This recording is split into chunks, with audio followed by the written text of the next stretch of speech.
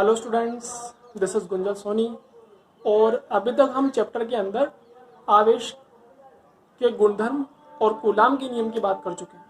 ठीक है, अब हम ये बात करने वाले हैं कि जब हमने आवेशों के गुणधर्म की बात की तो उसमें हमने देखा कि किसी वस्तु को आवेशित कैसे किया जाए, या तो उस वस्तु में से इलेक्ट्रॉन निकाल लिए जाए या फिर उस वस्तु को इलेक्ट्रॉन दे दिए जाए। इस प्रकार हम वस्तु को धनावेशित या ऋणावेशित कर सकते हैं।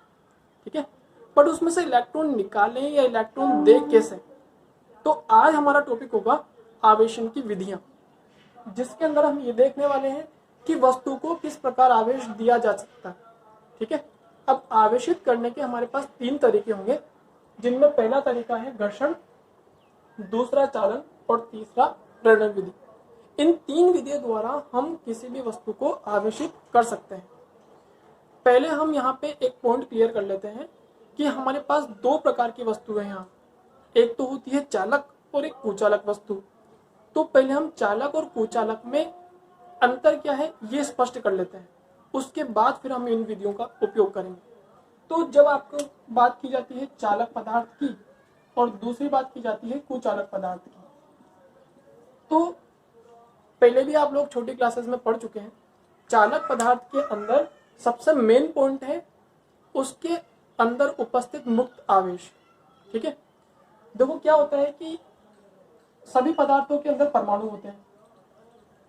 परमाणु में क्या होगा, एक नाभिक होगा, उसके चारों ओर इलेक्ट्रॉन चक्कर लगाते हैं। अब ये जो बहुत सारी कक्षाएं यहाँ पर उपस्थित हो सकती हैं। चालक पदार्थों में क्या होता है, जो सबसे बाह्यतम कक्षा में उपस्थित आवेश इलेक्ट्रॉन, ये इलेक्ट्रॉन नाभिकीय बल से बहुत ही कमजोर तरीके से बंधा होता है। मतलब यूं कह सकते हैं कि नाभिकीय बल का ज्यादा प्रभाव नहीं रह पाता। इस वजह से ये इलेक्ट्रॉन सामान्य तापमान पर ही ऊर्जा प्राप्त करके यहाँ से मुक्त हो जाते हैं और मुक्त होकर के पूरे चालक पदार्थ में इधर उधर यादृच्छिक गति करते हैं। उन्हें कहते हैं हम मुक्त आवेश। जबकि कुचालक पदार्थों में बाह्यतम कक्षा के इलेक्ट्रॉनों पर भी नाभिक का इतना ज्यादा आकर्षण बल होता है कि वो इलेक्ट्रॉन वहां से फ्री नहीं हो सकते। तो यहां पर आपके पास आवेश कैसे होंगे, बद्ध आवेश, और इसके अंदर पाए जाते हैं अपने पास मुक्त आवेश। ठीक है, तो अगर आपके चालक और कुचालक पदार्थ में मेन अंतर की बात करें तो वो मुक्त आवेश और बद्ध आवेश का ही अंतर है। अब ये जो मुक्त आवेश होंगे, यही मुक्त आवेश आपके पास विद्युत धारा के लिए उत्तरदायी होते हैं। जब हम किसी भी चालक पदार्थ को एक बैटरी से कनेक्ट करेंगे तो उस चालक पदार्थ के अंदर विद्युत धारा प्रवाहित होगी, और विद्युत धारा क्या होता है, मुक्त आवेशों का प्रवाह। ठीक है, क्योंकि बद्ध आवेश बंधे हुए हैं, वो कहीं जा नहीं सकते, और मुक्त आवेश मुक्त हैं। मतलब अगर हमने बाह्य विद्युत क्षेत्र लगाया तो वो गतिमान अवस्था में आ सकते हैं। ये मेन डिफरेंस हमें ध्यान रखना है। ओके, अब हम यहाँ पर घर्षण विधि का उपयोग करके किसी वस्तु को आवेशित करने की कोशिश करते हैं। तो आवेशन की हम पहली विधि यूज करने वाले हैं, और पहली विधि का नाम है हमारे पास घर्षण विधि। तो देखो घर्षण में क्या होता है कि जैसे मान लो कि 2 वस्तुएं अपन ने यहाँ पे ली हुई, 2 वस्तुएं लेकर के आपको उन दोनों को एक दूसरे पर रगड़ना है। ठीक है, दोनों के मध्य घर्षण होना चाहिए। जैसे ही 2 वस्तुओं के मध्य घर्षण होगा तो वहां पर कुछ ऊर्जा उत्पन्न होगी। ठीक है, ऊष्मा उत्पन्न होगी, और उस ऊष्मा को प्राप्त करके इलेक्ट्रॉन एक वस्तु से दूसरी वस्तु में स्थानांतरित हो जाएंगे। जैसे इन दोनों के मध्य होगा घर्षण, तो घर्षण के कारण जो ऊष्मा उत्पन्न होगी, उस ऊष्मा को प्राप्त करके एक वस्तु से इलेक्ट्रॉन निकल करके दूसरी वस्तु में चले जाते हैं। अब किस वस्तु से इलेक्ट्रॉन निकलेंगे, किस वस्तु में जाएंगे, तो दोनों वस्तुएं जो हमने यहाँ पर ली हुई है, इन दोनों वस्तुओं में से एक वस्तु ऐसी होती है जिसमें इलेक्ट्रॉनों को लेकर के आकर्षण प्रकृति थोड़ी ज्यादा होती है। जैसा कि आप लोगों ने केमिस्ट्री में पढ़ा होगा कि बाह्यतम कक्षा में इलेक्ट्रॉन अगर पूरे नहीं होते हैं तो वो अपना बाह्यतम कक्षा पूरी करने के लिए इलेक्ट्रॉन चाहिए होता है किसी वस्तु को। तो इन दोनों में से एक वस्तु ऐसी होती है जिसमें इलेक्ट्रॉन को लेकर के आकर्षण थोड़ा ज्यादा है, और दूसरी वस्तु में इलेक्ट्रॉन को लेकर आकर्षण थोड़ा कम है। तो जिसमें इलेक्ट्रॉन को लेकर के आकर्षण प्रकृति थोड़ी ज्यादा है, तो वो दूसरी वस्तु से इलेक्ट्रॉन को अपनी ओर आकर्षित कर लेती है। इलेक्ट्रॉन को वहां से आने के लिए जो ऊर्जा की आवश्यकता है वो उसे घर्षण द्वारा मिल चुकी है। तो जहां से इलेक्ट्रॉन निकला है वो वस्तु हो जाएगी आपकी पॉजिटिव, और जिसमें इलेक्ट्रॉन गया है वो हो जाएगी आपकी नेगेटिव। तो इस तरीके से हम दोनों प्रकार के आवेश प्राप्त कर लिए हमने, पॉजिटिव आवेश भी और नेगेटिव आवेश भी। ठीक है, आपकी बुक्स के अंदर इसके कई एग्जांपल्स भी दिए हुए हैं। जैसे कि अगर हम एक कांच की छड़ लेते हैं और एक लेते हैं सिल्क का कपड़ा।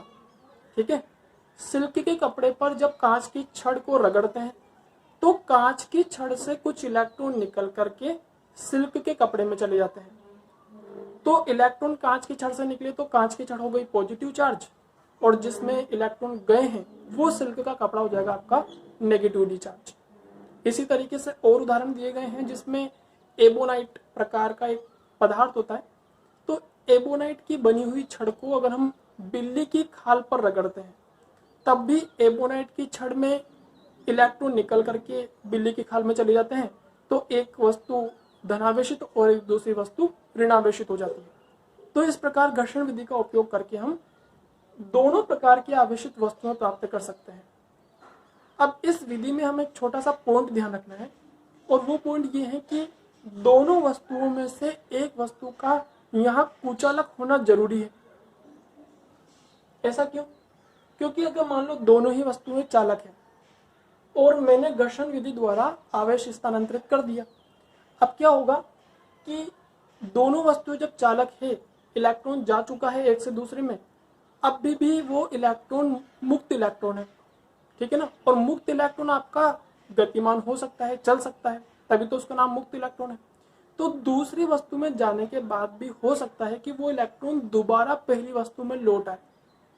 ठीक है, तो दोनों चालक अगर हमने लिए तो वहां पर यह घर्षण विधि काम नहीं करती है। दोनों में से एक वस्तु का यहाँ पर कुचालक होना जरूरी है, क्योंकि जब हम एक कुचालक और दूसरी चालक, यह हो सकता है कि दोनों कुचालक ले लें, उन दोनों को आपस में जब रगड़ेंगे इलेक्ट्रॉन स्थानांतरित हो जाएगा, तो कुचालक पदार्थ में जाने के बाद वो इलेक्ट्रॉन बद्ध इलेक्ट्रॉन कहलाएगा, बद्ध आवेश कहलाएगा, और बंधा हुआ आवेश अपने स्थान से दोबारा चल नहीं सकता है।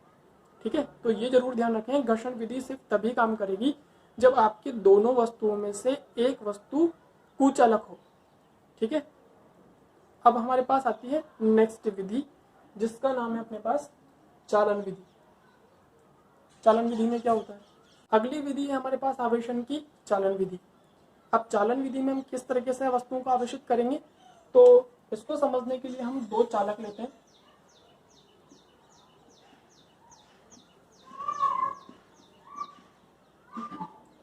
इसको समझने के लिए हमने दो चालक गोले लिए हुए यहाँ पर, और दोनों चालक गोलों को मैंने यहाँ पर किसी स्टैंड पर रखा हुआ है। ये स्टैंड कुचालक पदार्थ का बना हुआ है। ठीक है, क्यों हमने कुचालक स्टैंड लिया है उसका रीजन अभी समझ में आ जाएगा। अब क्या करना है आपको, इन दोनों वस्तुओं में से पहले ही हम एक चालक गोला ऐसा लेंगे जो आवेशित होगा। जैसे कि मान लेते हैं हम ये वाला चालक गोला आवेशित है, इस पर कुछ आवेश है। ठीक है, चालक को आवेश देते हैं तो वो सारा आवेश कहाँ जाता है? उसकी सतह पर। इसको समझ लेते हैं एक बार। चालक पदार्थ, अब देखो चालक में क्या होगा कि मुक्त आवेश होता है चालक में। जैसे ही आप चालक को आवेश दोगे, ये मैंने चालक को आवेश दिया, कौन सा आवेश? पॉजिटिव आवेश। कैसे देंगे? इलेक्ट्रॉन बाहर निकाल करके। ठीक है, अब ये आवेश क्या है? मुक्त आवेश है। मुक्त आवेश मतलब चल सकता है। तो ये ध्यान रखें आप कि ये सारा आवेश एक दूसरे को क्या कर रहा है? प्रतिकर्षित करेगा।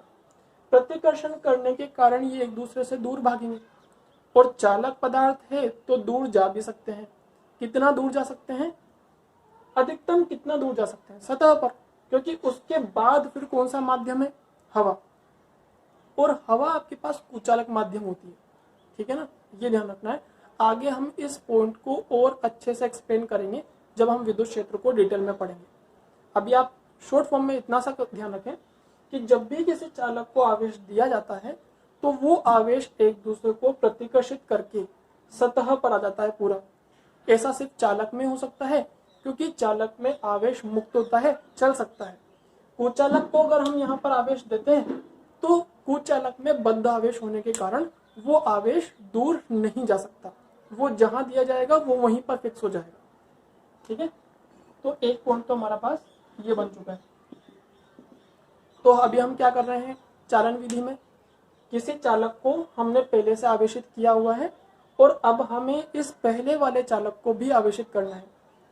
तो चालन विधि में हम क्या करते हैं कि इस चालक को अगर हम इसके संपर्क में ले आए तो ये जो आवेश यहाँ पर है इसमें से कुछ आवेश इस पर चला जाएगा। देखो ऐसा क्यों हो रहा है, ये सारा आवेश जो है समान प्रकार का है, एक दूसरे को प्रतिकर्षित कर रहा होगा, मगर जाने का कहीं रास्ता नहीं मिल पा रहा है। बाहर कौन सा माध्यम है, कुचालक। ठीक है, जैसे ही हम इस चालक को इस दूसरे चालक के संपर्क में लाते हैं तो अब देखो इन आवेशों को जाने के लिए रास्ता मिल चुका है अब। ठीक है, और इस रास्ते के थ्रू इनमें से कुछ आवेश जो है वो इस चालक पर स्थानांतरित हो जाएगा। जैसे ये जो आवेश है इन बाकी आवेशों के प्रतिकर्षण के कारण यहाँ आ गया, ये वाला आवेश भी इनके प्रतिकर्षण के कारण यहाँ आ गया। इस प्रकार यहाँ से आवेश आपके पास इधर आना स्टार्ट हो जाएंगे और ये जो आपके पास अनावेशित चालक था ये भी अब क्या बन चुका है, आवेशित चालक। ठीक है, तो ये कहलाती है आपके पास चालन विधि, जिसमें किसी चालक वस्तु को, किसी चालक आवेशित वस्तु को किसी दूसरे चालक के संपर्क में ला करके हम उसे समान प्रकार का आवेश दे सकते हैं। अभी हमने जो घर्षण विधि पढ़ी थी उसमें हमने दोनों प्रकार के आवेशित वस्तुएं प्राप्त कर ली थी, पॉजिटिव भी नेगेटिव भी। मगर यहाँ पर इस केस में हमें अगर पहले से चालक गोला हमने धनावेशित लिया है तो दूसरा चालक भी हमें धनावेशित ही प्राप्त होगा। ठीक है ना, क्योंकि यहीं से आवेश दूसरे पर जाने वाला है। तो यहाँ पर हमें एक ही प्रकार की आवेशित वस्तु मिल सकती है, या तो पॉजिटिव या फिर नेगेटिव वाली। ओके, अभी पूरा नहीं हुआ है, अभी इसकी थोड़ी सी और डिटेल बाकी है, वो देखो कितना आवेश स्थानांतरित होगा, ये बड़ा इंपॉर्टेंट पॉइंट है। और इस पॉइंट की डिटेल भी हमें चैप्टर में आगे मिलेगी जब हम विभव को अच्छे से समझ लेंगे। अभी हम इसको कैसे समझें, तो ये ध्यान रखें कि ऐसा कभी नहीं होता है, ऐसा जरूरी नहीं है कि दोनों गोलों पर आधा आधा आवेश आ जाएगा। ठीक है ना, इसको आप यूं समझें जैसे कि आपके घरों में 2 टंकी है पानी की, ये मैंने 2 टैंक लिए हैं पानी के और इसमें पानी भरा हुआ है। ठीक है, और दूसरा टैंक आपका खाली है। अब आपने क्या किया, इन दोनों को जोड़ दिया यहाँ से। ये जो भरा हुआ टैंक है ये चालक, जो आवेशित चालक है उसको प्रदर्शित कर रहा है, और जो खाली टैंक है वो अनावेशित चालक को प्रदर्शित कर रहा है। जैसे ही मैं दोनों को जोड़ दूंगा किसी पाइप की सहायता से तो पानी यहाँ से दूसरे में जाना स्टार्ट हो जाएगा। उसी तरीके से जब ये भरा हुआ है मतलब आवेशित है, आपने तार से जोड़ दिया या इसको इससे किसी भी प्रकार से संपर्क में ले आए तो यहाँ से आवेश इसमें स्थानांतरित होना स्टार्ट हो जाएगा। इसमें भी यहाँ पर आपके पास पानी आना स्टार्ट हो जाएगा। कब तक आएगा पानी, जब तक कि दोनों का लेवल आपका सेम नहीं हो जाता है। ठीक है ना, ये एग्जांपल समझ पा रहे हैं, तो ये ध्यान रखें। जब आपके पास स्टार्टिंग में हमने अनावेशित चालक गोला लिया है, ये हमने आवेशित चालक गोला लिया है, जैसे ही हम इसको इससे कनेक्ट करेंगे तो इस वायर के थ्रू, ये वायर भी कंडक्टिंग वायर है मतलब चालक तार है, तो आवेश आपके पास इधर आना स्टार्ट हो जाएगा। ठीक है ना, तो इस प्रकार हम दूसरी वस्तु को भी समान प्रकार का आवेश स्थानांतरित कर सकते हैं। अगला पॉइंट इसमें यह भी ध्यान रखें आप कि यहाँ पर अगर ये जो मैंने कुचालक स्ट्रैंड क्यों लिए हैं, क्योंकि ये आवेश जो है अगर आपने इन गोलों को हाथ में पकड़ा हुआ है, अब आपकी बॉडी भी चालक है, आप एक चालक गोला अगर हाथ में पकड़ते हैं तो उस चालक गोले का जो भी आवेश है वो आपकी बॉडी से होता हुआ भूसंपर्कित हो जाएगा, मतलब पृथ्वी में चला जाएगा। इस वजह से कभी भी किसी चालक आवेशित गोले को हम हाथ में या किसी चालक की सहायता से नहीं पकड़ते हैं।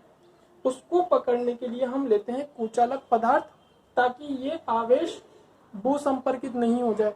पृथ्वी में नहीं चला जाए। ठीक है, ये जरूर ध्यान रखें। एक पॉइंट और ध्यान रखना है, यहाँ पर जो मैंने दो चालक गोले लिए हैं, यदि दोनों का आकार समान है, स्पेशल केस है, पहले चैप्टर में ये केस आपको न्यूमेरिकल्स में मिल जाएगा। बाद वाले बनने वाले जितने भी केस है वो आगे चैप्टर्स में हम डिटेल में देखेंगे, बट अभी एक केस आपको ध्यान रखना है कि अगर दोनों चालक यहाँ पर समान आकार के हैं तो दोनों पर आवेश भी समान होगा। ठीक है ना, इसका एक एग्जांपल मैं बता देता हूँ।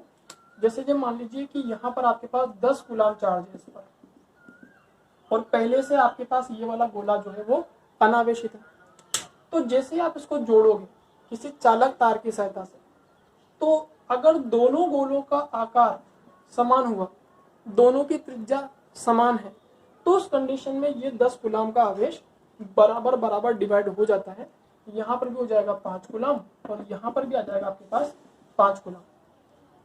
बराबर आवेशों का वितरण सिर्फ तभी संभव हुआ है जब दोनों का आकार समान है।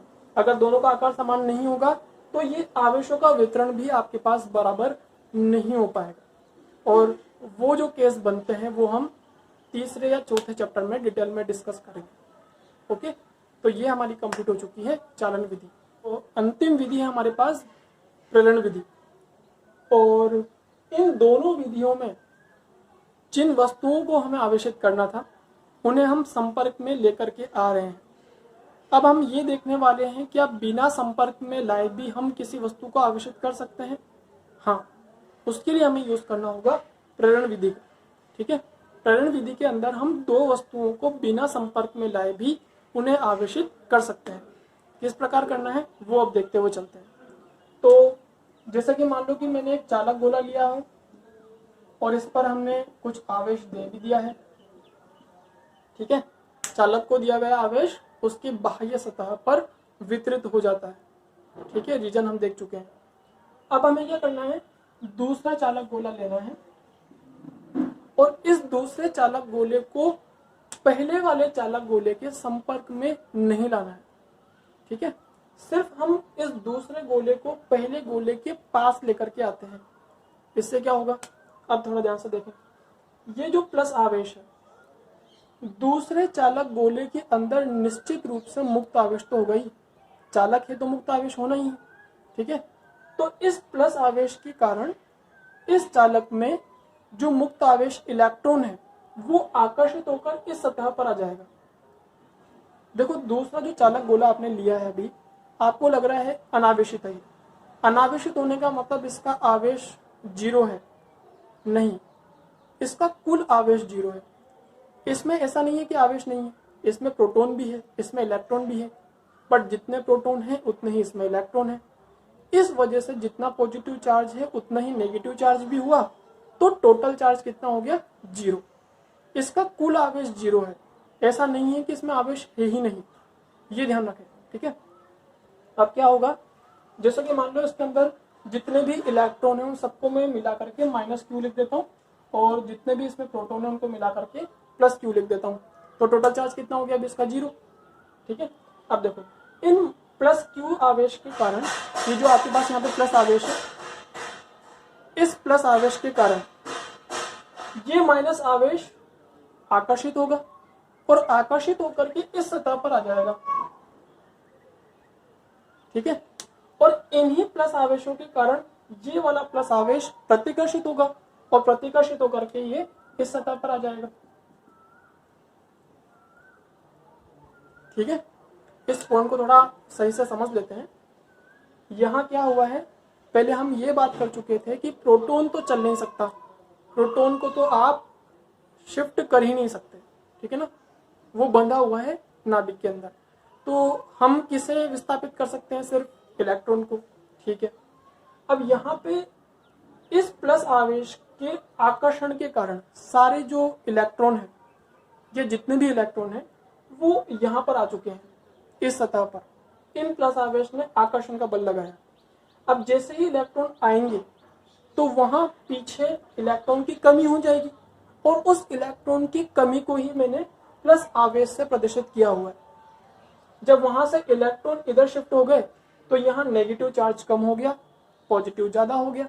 तो यहाँ का चार्ज अपन ने पॉजिटिव लिखा, ठीक है। या फिर इसको यूं समझ लें, समझने के पर्पज से, कि इन प्लस आवेशों के कारण इलेक्ट्रॉन आकर्षित हुए हैं और प्लस आवेश प्रतिकर्षित हुआ है, ठीक है। इस प्रकार इस अनावेशित गोले पर भी आवेश आ चुका है। अब देखो बहुत इंपॉर्टेंट पॉइंट है, ये आवेश इसमें पहले से था, ठीक है ना, मगर वो सारा आवेश बीच में रखा हुआ था, तो अपन इसको क्या बोल रहे थे, अनावेशित, मतलब कुल आवेश कितना, 0। अभी भी हालांकि इसका कुल आवेश कितना है, 0 ही है, ठीक है। बट अभी जो आवेश सतह पर बाहर निकल करके आ चुका है, इसे हम बोलते हैं आवेशों का प्रेरित हो जाना, ठीक है। यहाँ पर इस गोले के जो भी आवेश हैं, इन आवेशों के कारण इस गोले के आवेश सतह पर प्रेरित हो चुके हैं। इसी वजह से इस विधि को हमने क्या बोला हुआ है, प्रेरण विधि, ठीक है। अब देखो क्या करना है आपको, यहाँ पर आपको एक छोटा सा काम और करना है कि हमें इसको कर देना है भूसंपर्कित। भूसंपर्कित करने का मतलब क्या होता है, आपको अपने चालक को एक चालक तार की सहायता से जमीन से जोड़ देना है, धरती से जोड़ देना है। धरती क्या है, तो देखो धरती क्या है, अपने आप में एक बहुत बड़ा चालक गोला है, ठीक है ना। बहुत बड़ा चालक गोला होने का मतलब ये है कि उसमें अनंत मात्रा में इलेक्ट्रॉन उपस्थित है, ठीक है। वो बहुत ज्यादा इलेक्ट्रॉन ले भी सकती है और बहुत ज्यादा संख्या में इलेक्ट्रॉन किसी वस्तु को दे भी सकती है, दोनों काम वो कर सकती है, ओके। अब भूसंपर्कित करने का क्या रिजल्ट होगा, तो ध्यान से देखें, जब भी हम किसी भी आवेशित सतह को भूसंपर्कित करते हैं तो आपको क्या करना है, उस सतह का आवेश 0 कर देना है। 0 कैसे करना है, जैसा मान लो कि ये प्लस वाली सतह है, प्लस आवेश है, प्लस आवेश का मतलब क्या, इलेक्ट्रॉन की कमी है यहाँ पर, तो क्या होगा, पृथ्वी से इलेक्ट्रॉन आएंगे और यहाँ पे जितना भी प्लस आवेश है, नेगेटिव आवेश आकर के इसको क्या कर देगा, न्यूट्रल कर देगा, उदासीन कर देगा, और ये सारा आवेश कितना हो जाएगा, 0। समझ में आ रही बात। अगर इस साइड में नेगेटिव चार्ज रखा होता तो क्या होता, यहाँ का सारा नेगेटिव चार्ज मतलब इलेक्ट्रॉन इस तार की सहायता से चला जाता पृथ्वी के अंदर, और फिर भी सतह का आवेश कितना हो जाता, 0। कुल मिलाकर के रिजल्ट ये है, मेन पॉइंट ये है कि जब भी हम किसी आवेशित सतह को भूसंपर्कित करते हैं तो उस आवेशित सतह के आवेश को आपको 0 करना है। प्लस आवेश है तो इलेक्ट्रॉन आएंगे, उनको 0 कर देंगे, और नेगेटिव आवेश है मतलब इलेक्ट्रॉन है तो वो इलेक्ट्रॉन सारा नीचे चला जाएगा, और तब भी आपकी सतह का आवेश कितना हो जाएगा, 0। ओके, ये ध्यान रखें। अच्छा, अभी एक क्वेश्चन बन सकता है कि ये जो सतह है इसका आवेश क्यों नहीं नीचे जा रहा है, तो ध्यान से देखें आप, यहाँ पर इन प्लस आवेश के आकर्षण के कारण ये सारे नेगेटिव आवेश बंधे हुए हैं, ये बद्ध आवेश है, और बंधे होने के कारण ही ये सारा इलेक्ट्रॉन आपका धरती में नहीं जा पा रहा है, ठीक है, समझ में आ रही बात। और यहाँ जो आवेश थे आपके पास, जो भी प्लस आवेश थे, इन आवेशों ने उनको प्रतिकर्षित किया हुआ था, ठीक है, उन्हें अपन बोलेंगे मुक्त आवेश। वो मुक्त आवेश है, इस वजह से वो कहाँ चले गए, पृथ्वी के अंदर। ये आपके पास बद्ध आवेश है, इस वजह से ये पृथ्वी में नहीं जा पाएंगे। अब आपको क्या करना है, यहाँ से इस गोले को हटा देना है, और इस गोले को हटाने के बाद आपको यहाँ से भूसंपर्कित भी हटा देना है, ये वायर हटा देना है। अब जो आवेश इस गोले पे बचा हुआ है ये एक दूसरे को करेगा प्रतिकर्षित, चालक गोला है, आवेश चल सकता है, तो ये आपके पास अब केस बन जाएगा कुछ ऐसा जिसमें आवेश प्रतिकर्षण के कारण उस गोले की संपूर्ण सतह पर वितरित हो जाएगा, और अब आपका गोला हो चुका है कैसा, ऋण आवेशित। पहले स्टार्टिंग में ये आपके पास उदासीन था, कोई आवेश नहीं था, अब आपका गोला ऋण आवेशित हो चुका है, मतलब आपने अनावेशित गोले को बिना दूसरे गोले के संपर्क में लाए इसे आवेशित